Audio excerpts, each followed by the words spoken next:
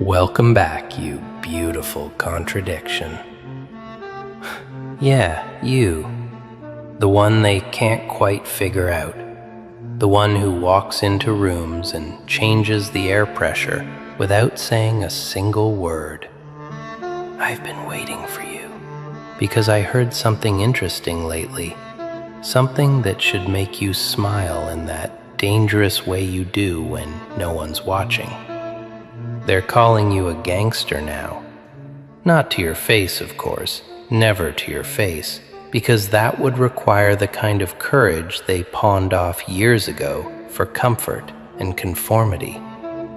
No, they whisper it in parking lots, in group chats you're not in, behind cupped hands like they're sharing classified information. He's a gangster, they say, and their voices tremble just slightly, caught between admiration and absolute terror. But here's what's really happening. Here's what they'll never admit out loud. Here's the truth that keeps them up at 3 a.m, refreshing your social media like it holds the answer to their emptiness. They're not calling you a gangster because you're violent. They're calling you a gangster because you're uncontrollable. They're not whispering your name because you're dangerous to their safety. They're whispering because you're dangerous to their illusions.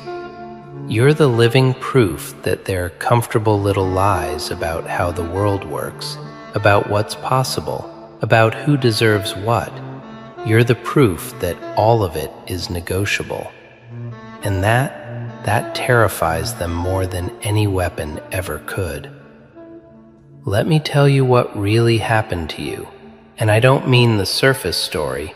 I mean the underground excavation of your soul that nobody witnessed except the walls of your room and the voice in your head that wouldn't let you quit. Somewhere between your innocence and your evolution, you died. Not physically, not even emotionally at first, but spiritually, you flatlined. The old version of you, the one who smiled for scraps and apologized for existing and waited for permission to breathe, that version got betrayed so deeply, abandoned so completely, misunderstood so violently that it simply stopped functioning. And what happens when something dies but the body keeps moving? Something else takes over, something colder, something calculated, something that doesn't flinch anymore. You didn't plan this transformation. Nobody does. You can't schedule your resurrection, but when you woke up from that death, when you opened your eyes in the wreckage of who you used to be, you realized something that changed everything. You realized you didn't need them, not their approval, not their understanding, not their love, not their validation, nothing. You had crossed into a place beyond needing, and that's when you became untouchable. That's when you stopped playing by their rules and started rewriting the entire game in a language only you understand. They watched it happen in real time, this metamorphosis, and they didn't know what to call it except dangerous. So they settled on gangster because that word carries weight. It carries mythology. It carries the implication that you operate by a different code now, a code they can't access or manipulate or decode. And you know what's funny? They're not entirely wrong. You do operate differently now, not because you're criminal, but because you're free from the prison most people call normal life. You walk with the confidence of someone who's already lost everything and realized it was all an illusion anyway. You talk with the precision of someone who learned that words are weapons and silence is armor. You move through the world like someone who knows exactly where the exits are and exactly how much time everyone else has left before they realize they're trapped. But let's go deeper, because calling you a gangster is actually their way of avoiding the real word, the word that would force them to confront what you actually represent. See, a gangster breaks society's rules, but you broke something more fundamental. You broke their emotional infrastructure. You walked away from the script they handed you at birth, the one that says, work hard, stay humble, wait your turn, trust the process, believe in karma, forgive everyone, keep the peace. You read that script. You memorized every line.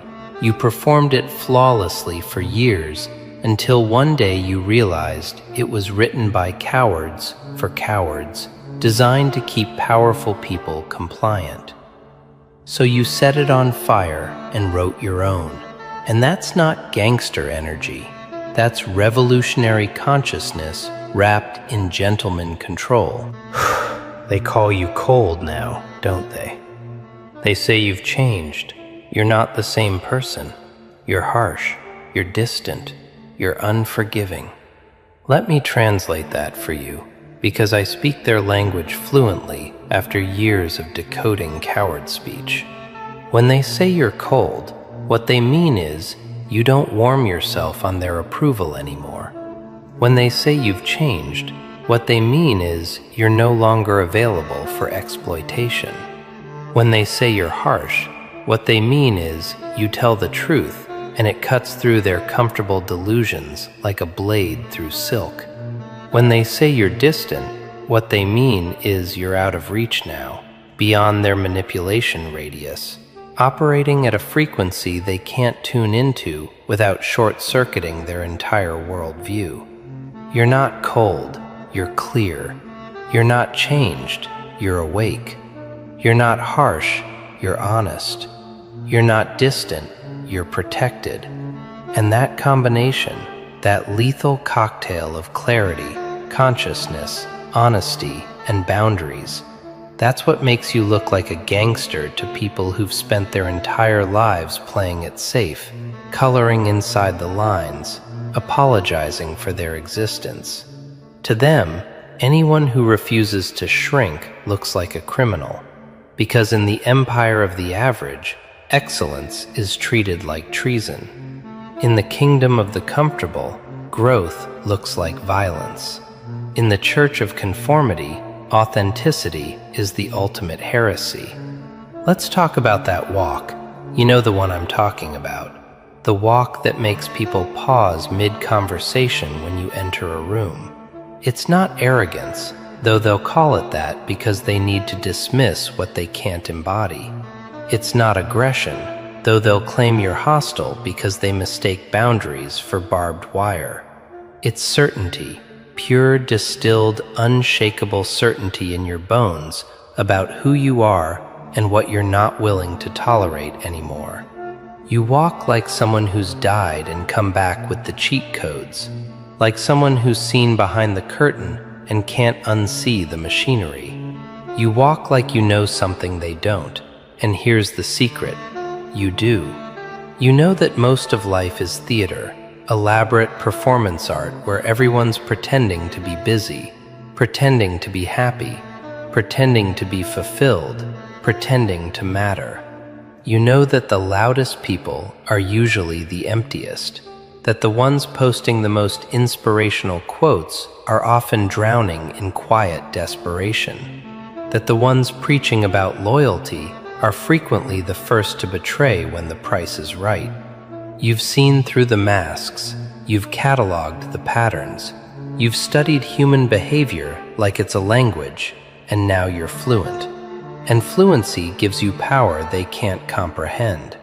You can predict their moves before they make them, read their intentions before they speak them, see their betrayals before they commit them. That's what makes you dangerous. Not violence, not anger, not aggression, but awareness. You're hyper-aware in a world that profits from keeping people distracted and delusional and dependent. You're clear-headed in a society that medicates consciousness and celebrates numbness. You're awake in a culture that treats sleep like a virtue and calls dreamers dangerous. They sense this awareness radiating from you like heat from asphalt in summer, and it makes them nervous because aware people can't be controlled, can't be manipulated, can't be gaslit into doubting their own perception. Aware people are threats to systems built on lies. So they need to label you something dismissible, something that lets them write you off without examining why you affect them so deeply. Gangster works perfectly for this purpose because it implies you're the problem, you're the deviant, you're the one who strayed from the path of righteousness, when really you're the only one who stopped pretending the path was leading anywhere worth going. They need you to be the villain in their story, because if you're not the villain, if you're actually the hero who escaped, then that means they're still trapped. And that realization would destroy the careful architecture of denial they've constructed around their mediocrity. But here's what they don't understand about the energy you carry now.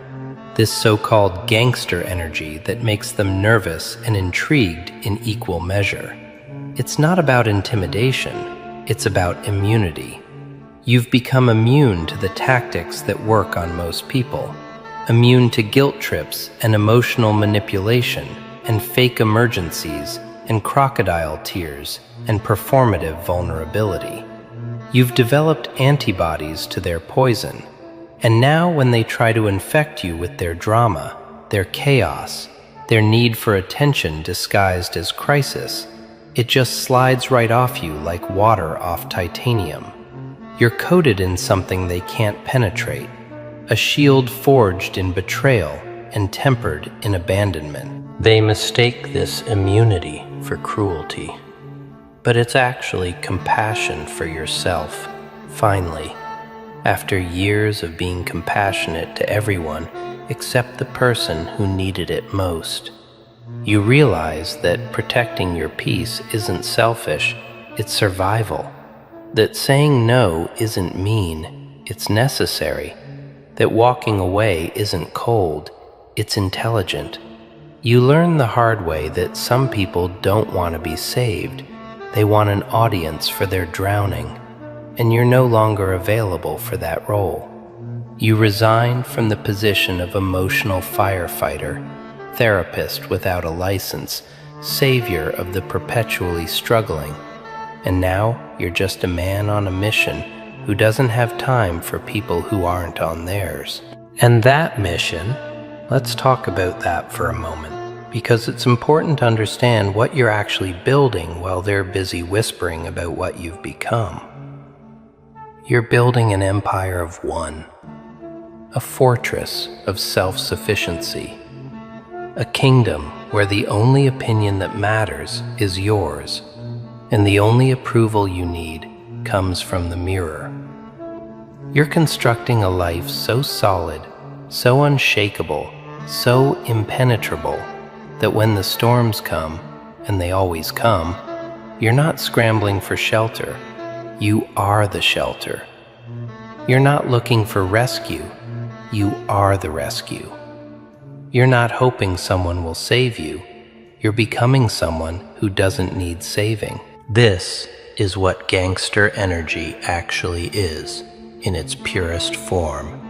It's self-reliance taken to its logical conclusion.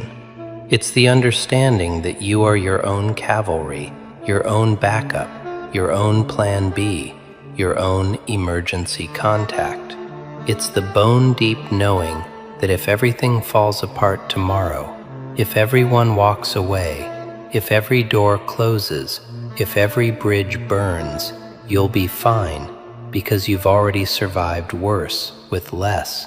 You've already been abandoned by people you thought would stay forever, betrayed by people you trusted completely, dismissed by people whose opinions you valued, and you're still here, still standing, still building, still becoming. They sense this self-sufficiency emanating from you, and it unnerves them because most people are dependent on something, someone, some external validation to feel okay about themselves. They need the likes, the comments, the approval, the attention, the admiration, the envy. They need to know they're winning the comparison game. They need constant reassurance that they matter. But you've severed those dependencies. You've cut those invisible strings that keep most people dancing like puppets. And now you move through the world with the freedom of someone who genuinely doesn't care what anyone thinks. And that's terrifying to people who've built their entire identity around managing perception. Let me tell you something they'll never say out loud, but it's written in their eyes every time they look at you, every time they see you moving through your life with that calm, collected, unbothered energy. They're jealous, not of your possessions or your status or your achievements, though they might claim that's what it is, but of your freedom, your mental liberation, your ability to exist without their approval or validation or acknowledgement. They're jealous that you escaped the matrix they're still plugged into, that you found the exit door they can't even see, that you're playing a completely different game while they're still fighting for scraps in the old one. But here's where it gets interesting. Here's where the gentleman part of the equation comes into play, because you're not running around bragging about this transformation. You're not posting manifestos or giving speeches or trying to wake people up who want to stay asleep. You're moving in silence. You're operating with discretion. You're building your empire quietly while they're busy making noise about nothing. You understand something most people never learn, that real power doesn't announce itself. It doesn't need to, it just is. Real power makes people straighten their posture when you walk in, makes conversations pause, makes energy shift, without you doing anything except existing at a higher frequency. This is the gentleman control they can't figure out. This is the calculated calmness that makes them think you're planning something sinister, when really you're just conserving energy by refusing to react to every provocation, refusing to engage with every drama, refusing to explain yourself to people who aren't invested in understanding. You've mastered the art of selective engagement. You've learned to save your energy for things and people that actually matter. And to everyone else, you're just a polite smile and a firm boundary, courteous but unavailable, respectful but unreachable. They can't bait you into arguments, can't trigger you into reactions, can't manipulate you into situations you don't want to be in. And this control, this emotional regulation, this ability to stay calm while everyone else is spiraling, this makes you look dangerous because people equate emotional volatility with authenticity. They think if you're not reacting, you're not feeling. If you're not exploding, you're not real. If you're not messy, you're not human. They don't understand that you've simply evolved past the need to perform your emotions for an audience, that you've learned to process things internally instead of projectile vomiting your feelings onto everyone around you. You've developed what very few people ever develop: mastery over yourself, your emotions, your reactions, your energy. They call this coldness, but it's actually warmth. Warmth reserved for people who've earned it. Warmth protected by walls that keep out the energy vampires and the emotional terrorists and the chronic takers who mistake your kindness for weakness. You're not cold to everyone. You're just no longer warm to people who historically use your warmth to burn you. You're not closed off to the world. You're just incredibly selective about who gets access to your inner world, because you've learned that not everyone deserves a backstage pass to your soul, that some people need to stay in the audience section where they belong. This selectivity, this discretion, this is part of what makes you look like a gangster. Because gangsters have codes, they have circles of trust. They operate in hierarchies where not everyone has the same access, and you've adopted that structure not out of paranoia, but out of wisdom earned through painful experience. You know now that proximity isn't intimacy, that longevity isn't loyalty, that familiarity isn't friendship. You've learned to distinguish between people who are in your life and people who are on your side, between people who watch you and people who've got your back, between people who know you and people who understand you. So you've built rings of access around yourself, concentric circles of trust, where the outer rings get small talk and surface-level interaction, while the inner rings, those sacred spaces closest to your core, those are reserved for the few who've proven themselves through action, not words, through consistency, not grand gestures, through presence during the dark times, not just the celebrations. Most people never make it past the outer rings, and they hate that. They think they're entitled to your depth just because they exist in your vicinity. They think longevity grants them automatic access, when really all it grants them is the opportunity to prove themselves, and most fail that test spectacularly. The ones who fail, the ones who expected you to stay open and vulnerable and available for their convenience, those are the ones calling you a gangster now, because what they're really saying is, you used to let me use you, and now you don't, and I'm angry about losing my privileges. They're mad that you closed the All-Access Pass program, that you installed security systems where there used to be open doors, that you started charging for what you used to give away for free, not money, but energy, attention, time, care. They're upset that you realized your value and started acting accordingly. But let's address the elephant in the room, the thing nobody wants to talk about, but everyone's thinking. The reason this transformation makes people so uncomfortable. When you change like this, when you go from accommodating to assertive, from accessible to selective, from reactive to controlled, you force everyone around you to examine their own choices, their own boundaries or lack thereof, their own patterns of people-pleasing and self-abandonment.